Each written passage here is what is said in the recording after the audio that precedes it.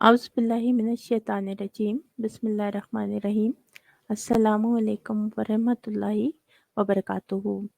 आज की वीडियो में हम सीरतुल मेहदी के जो जिल्द दोयम और हिस्सा चहारम के हवाले हैं वो पेश करेंगे और सीरतुल मेहदी की जिल्द अव्वल और इसके तीनों हिस्से और अब जिल्द दोयम और हिस्सा चहारम जो है वो तमाम हवाले जो है वो हमारी स्ट्रीम्स में और वीडियो की सूरत में यहाँ हमारे चैनल पे मौजूद हैं और पहले हवाले से लेकर अब हम तकरीबन 1099 यानी 1089 के हवाले तक पहुँच चुके हैं। तो ये तमाम हवालाजात देखने के लिए हमारे चैनल सारा नाज गाइडेंस फॉर एवरीवन पे जो है वो तशरीफ़ लाएँ और चैनल को जो है सब्सक्राइब भी कीजिए। और अब बढ़ते हैं हवालों की तरफ और इनको देखते हैं और इस पे बात भी करते हैं। अब ये जो हवाला है ये है हमारे पास सीरतुल मेहदी की जिल्द दोयम हिस्सा चहारम और सफ़ा नंबर 69 यानी 69 का हवाला है और हवाला नंबर 1099 यानी 1089 का है। और शेख करम इलाही साहब पटियालवी ने बज़रिए तहरीर बयान किया कि एक दफ़ा खाकसार के क़याम कादियान के दिनों में इशा की नमाज़ के बाद हज़रत साहब मस्जिद यानी जो मिर्ज़वाड़ा मुबारक था इसमें बैठे हुए थे और मस्जिद बड़ी भरी हुई थी। एक पंजाबी मौलवी साहब ने खड़े होकर हज़ूर से अर्ज़ किया कि सूफ़ियों के फ़िरक़ा नक्शबंदिया वग़ैरह में जो कलमा नफ़ी और इस्बात को पेशानी तक ले जाकर और एतराफ़ पर गुज़ारते हुए क़ल्ब पर इल्लल्लाह की ज़रब मारने का तरीक़ा मुरव्विज है, इसके मुतालिक हज़ूर का क्या हुक्म है? तो मिर्ज़े ने कहा कि क्योंकि शरीयत से इसकी कोई सनद नहीं और ना उसवाए हसना से इसका कुछ पता चलता है, इसलिए हम ऐसे तरीक़ों की ज़रूरत ख़्याल नहीं करते। तो इस पर मौलवी ने कहा कि अगर ये अमूर ख़िलाफ़ शरअ हैं तो बड़े-बड़े मुसल्लिमा और मशाहिर जिनमें हैं हज़रत अहमद सरहिंदी रहमतुल्लाह अलैह जैसे औलिया भी हैं जिन्होंने मुजद्दद अल्फ़सानी होने का दावा भी किया है। ये सब लोग बिदअत के मुर्तकिब हुए और लोगों को इसकी तरग़ीब व तालीम देने वाले हुए। तो इस पर मिर्ज़े ने कहा कि इस्लाम पर एक ज़माना ऐसा भी आया है कि फ़ुतूहात के बढ़ जाने और दुनियावी दौलत और सामाने ताईश की फ़रमानी से लोगों को के दिलों से खुदा के नाम की गर्मी सख्त बढ़ती जा रही थी। इस वक़्त अब अगला जो सफ़ा है यानी सफ़ा नंबर 70 है। तो यहाँ पे अब इसका जो है तो कहता है कि अगर इन बुज़ुर्गों ने बाज़ ऐसे अमाल इख्तियार किए हों जो उनके ख़्याल में इस वक़्त रूहानी वबाई अमराज़ में मुफ़ीद थे मर्ज़ में मुफ़ीद थे, तो वो एक वक़्ती ज़रूरत थी और बवजह इनकी नेक नीति के इसको खुदा के हवाले कर देना मुनासिब है। इस पर फिर मिर्ज़े ने कहा कि इसकी मिसाल ऐसी जैसे अब आगे ज़रा ये जो सारे जो ये लिखी हुई जो ये पैराग्राफ है, अब नीचे देखिएगा कि ये मिर्ज़ा कादियानी ने किसके जो है तारीफ़ यानी ये तमीज़ बाँधी है, किस लिए वो आपको नीचे पता चलेगा। अब कहता है कि ऐसी मिसाल जैसे कोई काफ़िला रास्ता भूल कर ऐसे जंगल में जा निकले जहाँ पानी का निशान ना हो और इनमें बाज़ प्यास की शिद्दत से ज़ुबान खुश्क होकर जान बल्ब हों और इनके हमराही दरख्तों के पत्ते पत्थरों से कूट कर इनका पानी निकालें और तशना दहानों के हलक में डालें ताकि किसी तरह पानी मिलने तक इनका हलक बिल्कुल खुश्क होकर हलाकत का मौजिब ना हो जाए। या दामन कौम में पत्थरों को तोड़कर और बड़ी मुश्किलों से काट-काट कर कुआँ खोदा जाता है या रेगिस्तान में बड़ी मुसीबत से अगर 100 हाथ खोदा जाए तो कुआँ बरामद होता है, लेकिन जहाँ दरिया जारी हो क्या वहाँ भी इन तकालीफ को उठाने की ज़रूरत है। कहा बस शुक्र करना चाहिए खुदा ने पहाड़ की चोटी पर से मुसफ़्फ़ा और शेरी पानी का चश्मा जारी फरमाया जिसके होते हुए इन तकालीफ में पड़ना खुदा की नाशुक्री और जहालत है। और मिर्ज़े के इस इरशाद के बाद जो एक पुरसरूर कैफ़ियत ख़ाकसार ने महसूस की वो ये थी कि नमूर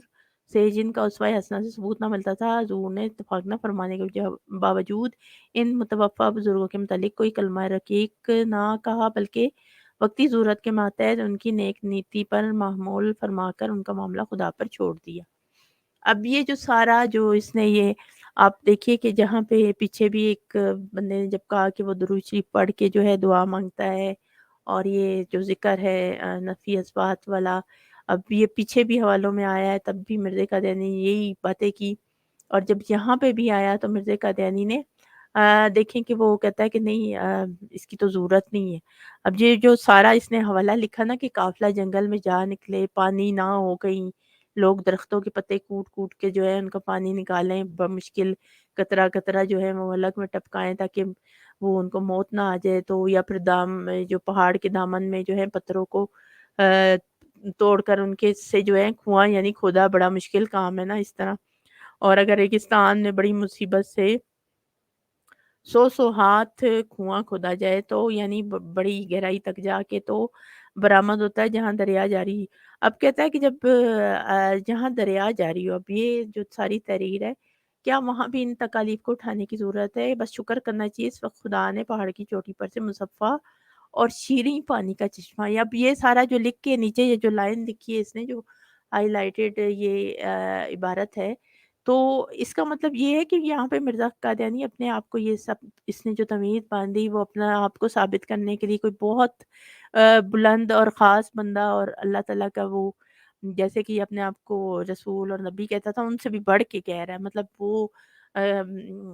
تو اپنے منہ سے نہیں کہتے تھے جو اللہ کے سچے انبیاء، لیکن یہ مرزا قادیانی کیونکہ جھوٹا کذاب تھا تو یہاں پہ اب یہ جو ہے ساری جو اس نے لکھا ہے کہ لوگوں کو، یعنی کہتا ہے کہ آج کے دور میں جو وہ ذکر کا پوچھا گیا اس کے بعد اس نے یہ جو ساری بیان کی مثال، تو کہنے کا اس کا یہ مطلب ہے کہ آج کے دور میں کوئی ذکر یا مجاہدے یا عبادات یا ان چیزوں کی کوئی کہتا ہے اتنی مشکلوں میں جو کی جاتی ہیں، یعنی پڑھ کے صحیح صحیح رات جو عبادتیں اور چلے اور یہ وہ، تو ان کی ضرورت نہیں ہے۔ کہنے کا مطلب یہ ہے کیونکہ اب کہتا ہے کہ جو ہے میرے جو مرزے کا خدا ہے یا لاش اس نے بھیج دی ہے مجھے، یعنی پہاڑ کی چوٹی پر سے مصفا اور شیریں، یعنی کہنے کا یہ مطلب ہے کہ جب لوگوں کو صاف اور شیریں چشمے کا پانی میسر ہے تو ان کو کیا ضرورت پڑی ہے کہ وہ یہ جو ہے درختوں کے پتے کوٹ کے یا کنویں کھودیں یا ریگستانوں میں کھودیں یا پھر یعنی کہ چشمہ جو ہے وہ کہتا ہے وہ جاری ہے، تو اس لیے وہ اس کو جو ہے ان کو ضرورت نہیں ہے۔ اور یہ جو تمام جو چیزیں ہیں یہ جہالت اور ناشکری کی علامت ہوگی اگر مرزا قادیانی کہتا ہے کہ میرے ہوتے ہوئے لوگ ان چیزوں میں پڑے، یعنی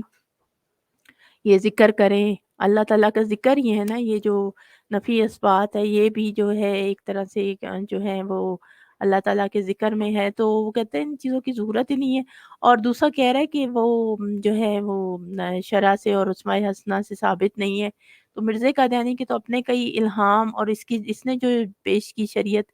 وہ کون سے جو ہیں ہمیں قرآن حدیث یا اسوہ حسنہ میں کہیں ملتے ہیں؟ وہ بھی نہیں ملتے ہیں۔ لیکن مرزا قادیانی جو ہے اس کی عادت تھی جو اپنی باتوں کو جو ہے وہ جہاں پہ کوئی اعتراض اٹھاتا ہے تو کہتا ہے مجھے تو میرے خدا نے کہا ہے، میں تو خود سے نہیں کہتا۔ اب یہاں پہ جو دوسرے جو انبیاء کرام کے حتیٰ کہ معجزات کا بھی انکار کرتا ہے، اور جو اللہ کے خاص ولی ہیں، ولی اللہ ہیں، ان کے جو تھے طریقوں کا بھی یہ انکار کر رہا ہے، اور جو اپنے آپ کو جو ہے ان سب سے اوپر پہنچا کے کہتا ہے کہ میں جو ہوں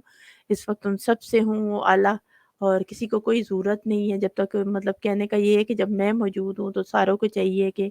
آ کر جو ہے وہ میری مطلب مجھے مانے، میری جو بیعت کریں اور جو کچھ میں کہوں ویسا وہ کریں، ان کو باقی چیزوں کی کہتا ہے ضرورت نہیں ہے ان تکلیفوں میں پڑنے کی۔ تو یہ کہنے کا سارا اس کا یہ مطلب ہے۔ اور نیچے یہ جو لکھ رہے ہیں خاکسار، یہ تو بیچارے ویسے ہی عقل سے جو ہے ہم پیدل لوگ تھے جو اس کے پیچھے لگے تھے، اور دوسرے جو ہیں اسی طرح کے لوگ جو ہیں اور لوگوں کو بھی پھنسا گئے مرزا قادیانی کے چنگل میں، اور اس قسم کے لوگوں کی وجہ سے کئی لوگوں کا جو ہے وہ ایمان ہی جو ہے وہ خراب ہو گیا، اور کئی نسلوں کا ایمان انہوں نے جو ہے وہ ان باتوں کی وجہ سے خراب کیا۔ اب 1090 کا حوالہ ہے کہ منشی ظفر احمد صاحب کپور تھلوی نے بذریعہ تحریر بیان کیا کہ حضرت صاحب اپنے بیٹھنے کی جگہ کھلے کواڑ کبھی نہ بیٹھتے تھے۔ حضرت صاحب جو یہ اس کا بیٹا تھا صاحبزادہ محمود، جن کو یہ پتہ نہیں اب خلیفے اور امیر المومنین اور پتہ نہیں استغفر اللہ کیا کیا لکھا ہوتا ہے، تو یہ جو مرزا قادیانی کا یہ بیٹا بشیر الدین تھا، یہ بڑا جو ہے خود سر ضدی قسم کا اور بدتمیز قسم کا تھا، یعنی اب کہتا ہے کہ تھوڑی تھوڑی دیر بعد آ کر وہ بشیر الدین جو ہے وہ مرزا قادیانی کو کہتا تھا کہ ابا کنڈا کھول، اور حضور اٹھ کر کھول دیتے۔ میں ایک دفعہ حاضر خدمت تھا تو یہ مرزا قادیانی جو ہے وہ دکھانے کے لیے بوریے پہ تو اس کی بیٹھا تھا، مجھے دیکھ کر جو ہے کہتا ہے اس نے پلنگ اٹھایا اور اندر لے گئے۔ میں نے کہا حضور میں اٹھا لیتا ہوں، تو کہنے لگے نہیں زیادہ بھاری آپ سے نہیں اٹھے گا، اور کہا کہ پلنگ پر بیٹھ جائے، مجھے یہاں نیچے آرام معلوم ہوتا ہے۔ پہلے میں نے انکار کیا، لیکن کہا کہ نہیں آپ بلا تکلف بیٹھ جائیں۔ پھر میں بیٹھ گیا، مجھے پیاس لگی تھی، میں نے گھڑوں کی طرف نظر اٹھائی، وہاں کوئی پانی پینے کا برتن نہ تھا۔ آپ نے مجھے دیکھ کر اب جو اگلا صفحہ ہے اس پہ یعنی صفحہ نمبر 71 اور حصہ جو ہے وہ چہاروں میں، تو کہتا ہے کہ کہا کہ آپ کو پیاس لگی ہے، میں لاتا ہوں۔ نیچے زنانے سے جا کر گلاس لے آئے، پھر کہا ٹھہریے، پھر نیچے گئے اور وہاں سے 2 بوتلیں شربت کی لے آئے جو منی پور سے کسی نے بھیجی تھی۔ بہت لذیذ شربت تھا، اور فرمایا ان بوتلوں کو رکھے کئی دن ہو گئے ہیں، ہم نے نیت کی تھی کہ پہلے کسی دوست کو پلا کر خود پئیں گے۔ پھر مجھے یاد آ گیا، چنانچہ گلاس میں شربت بنا کر مجھے دیا۔ میں نے کہا کہ پہلے آپ یعنی مرزا قادیانی کو کہا کہ خود تھوڑا سا پی لو تو پھر میں پیوں گا، تو آپ نے ایک گھونٹ پی کر مجھے دے دیا، میں نے پی لیا۔ میں نے شربت کی تعریف کی تو اس پر کہا کہ ایک بوتل آپ لے جائیں اور ایک باہر دوستوں کو پلا دیں۔ تو آپ نے ان 2 بوتلوں میں سے وہی ایک گھونٹ پیا ہوگا، اور میں آپ کے حکم سے کے مطابق بوتلیں لے کر چلا آیا۔ اب یہ مرزا قادیانی کا یہ جو سارا حوالہ ہے، اب یہاں پہ دیکھیے کہ وہ جو مرزا قادیانی کا بیٹا ہے وہ اس کی جو تربیت ہے وہ کس قسم کی ہے، اس کے بولنے کا طریقہ دیکھ لیں، اور اس کا جو کہ وہ کہیں بیٹھتا نہیں تھا ٹک کے، اور وہ انتہائی جو ہے گستاخ قسم کا بدتمیز قسم کا جو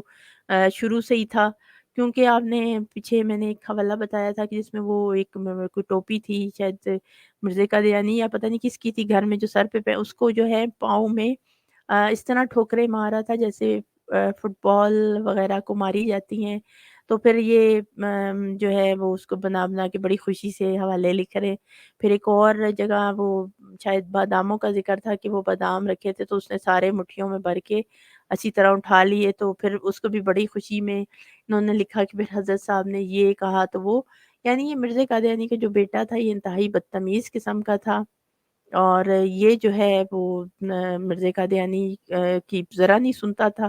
اور گستاخیوں میں تو یہ مرزا قادیانی سے بھی 2 ہاتھ آگے تھا، اور مرزا قادیانی جو ہے وہ اپنی بیوی سے اور اس قسم کی جو اولاد تھی ان سے بڑا جو ہے وہ ڈرا کرتا تھا، بلکہ اس کی چلتی ہی نہیں تھی ان کے اوپر، تو وہ جو ہے سارا دن یہ اس کا یہی کام تھا۔ اب یہ جو دوسرا بندہ ہے جو یہ منشی ظفر احمد کپور تھلوی، اب ان کو دیکھ لیجئے کہ یہ ہم تو مرزا قادیانی کو جانتے ہیں کہ وہ کذاب تھا اور جھوٹا انسان تھا، تو لیکن یہ جو قادیانی ہیں جو یہ بقول ان کے ہم یہ جو مرزا قادیانی کے جو ان کے بقول جن کو یہ صحابی کہتے ہیں، یہ تو مرزا قادیانی کو نبی رسول اور مسیح اور امام مہدی مان کے بیٹھے ہوئے ہیں، تو ان کے نزدیک مرزا قادیانی کی یہ عزت ہے کہ مرزا قادیانی نیچے وہ بیٹھا ہوا ہے فرش پہ،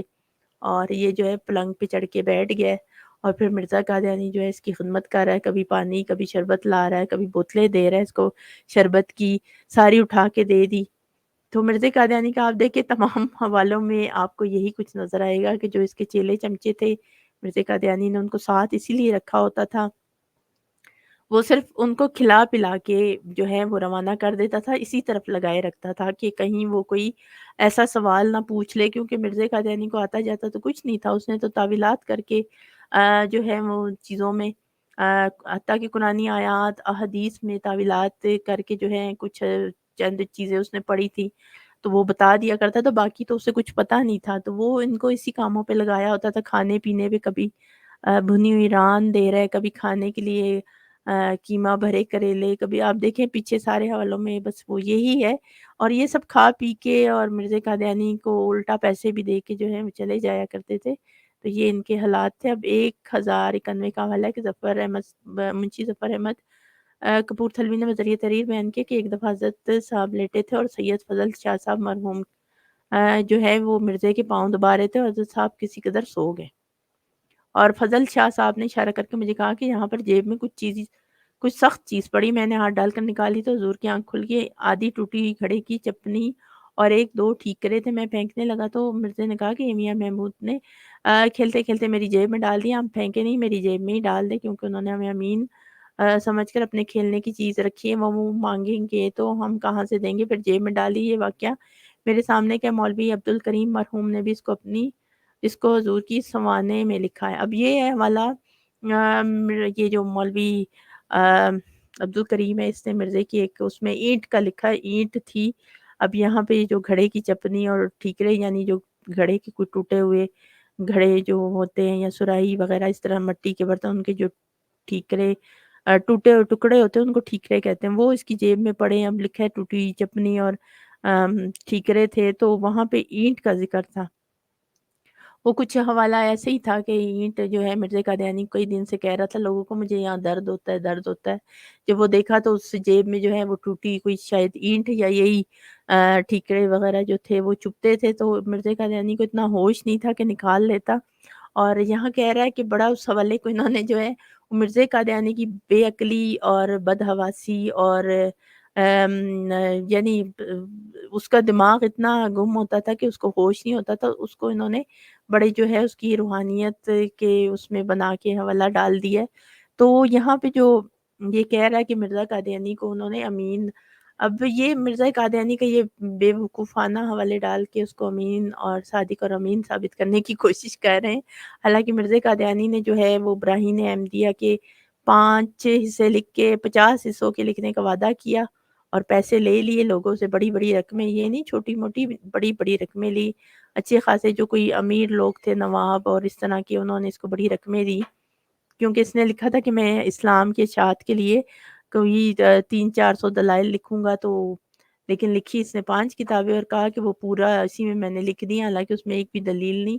تو یہ مرزا قادیانی کے جو تھی وہ امانت داری تھی کہ وہ پیسے جو تھے وہ لوگوں کے کھا لیے۔ اس کے علاوہ بھی مرزا قادیانی نے جو ہے وہ بڑے چندے اور بہت جو ہے رقمیں لی لوگوں سے، کبھی کس چیز کے نام پہ، کبھی کس چیز کے نام پہ، اور ساری زندگی جو ہے یہ رقمیں سے انہی سے چندوں کی صورت میں اور ہدیے کی صورت میں ملتی رہی۔ نہ صرف رقمیں بلکہ کھانے پینے کی چیزیں، پھل فروٹ، حتیٰ کہ کپڑے بھی اور جوتیاں تک اور تمام جو ضرورت کی چیزیں تھی وہ مرزا قادیانی کی جو ساتھی چیلے چمچے تھے وہ اس کو دیا کرتے تھے۔ تو وہاں پہ جو ہے وہ مرزا قادیانی نے بے دریغ استعمال کیا، اور اس نے کہا کہ وہ پیسے جو تھے کتاب کے بھی، خود بھی لکھا ہے اپنی تحریروں میں کہ جو چندے کے لیے وہ کئی دفعہ خرچ بھی ہو جاتے تھے۔ یعنی اس کے گھریلو اخراجات مرزا قادیانی کے اتنے تھے، اس کی بیوی کے جو شاپنگ چیزیں تھیں، کہ وہ پیسے سارے لے کے لوگوں سے لیے کسی وجہ سے تھے، نام لگا کے، اور خرچ کہیں وہ اور ہوتے تھے۔ تو یہ مرزا قادیانی کی جو ہے وہ آپ دیکھ لیں کہ کس میں کتنی اگر یہ صادق اور امین ہوتا تو یہ اس قسم کے دعویٰ جات ہی کیوں کرتا، جو اس میں اگر کوئی بھی ایسی اچھی خوبی کوالٹی ہوتی۔ تو ان حوالوں میں دیکھیں کہ بس یہ یا تو مرزا قادیانی لیٹا ہوتا ہے، پاؤں دبا رہے ہیں، حالانکہ اس نے کبھی کوئی کام نہیں کیا، نہ محنت کی، نہ ہی کوئی ایسا سخت کام کیا، لیکن وہ پاؤں ہر وقت اس کے پتہ نہیں کیوں درد کرتے تھے۔ تو یہ سارے بس حوالے میں آپ ہم تمام میں یا تو کھانے پینے کا ذکر ہوتا ہے، یا پھر کسی چیز کی کوئی تعویل ہوتی، یا پھر یہ اس قسم کے واقعات ہوتے ہیں بے تکے سے۔ تو یہ مرزا قادیانی کی جو ہے تمام جو حوالے ہیں اور جو اس کی زندگی ہے وہ اسی قسم کی تھی، یہ روزمرہ کے حوالے ہیں مرزا قادیانی کے۔ تو یہاں بس وہ یہی ہوتا ہے قادیانیوں سے کہ اس مرزا قادیانی کو جو ہے وہ ثابت یعنی وہ بالکل بھی نہیں کر سکیں گے اگر وہ اس کی اپنی تحریروں سے ہی دیکھ لیں کہ اس کو جو امین صادق یہ بنانے کی کوشش کر رہے ہیں، ٹھیکرے ڈال کے وہ بڑا صادق اور امین جو ہے وہ کہتے ہیں بن گیا تھا۔ تو یہ ان قادیانیوں کی جو ہے وہ عقل ہے، اور حیرت کبھی مجھے ہوتی ہے کہ یہ کس قسم کے لوگ تھے جو بالکل ہی جو ہے وہ ان کے دماغ کام نہیں کرتے تھے، اور اس قسم کے لوگوں کی وجہ سے جو ہے وہ بڑا نقصان ہوا ان کے اپنے خاندانوں کو بھی، کیونکہ ان کا جو ایمان تھا وہ چلا گیا۔ تو بہرحال یہ مرزا قادیانی کی جو تھی وہ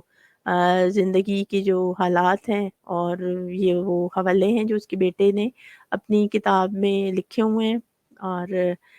تمام دیکھنے سننے والا سے گزارش ہے کہ ویڈیو کو زیادہ سے زیادہ لائک شیئر بھی کیجیے گا،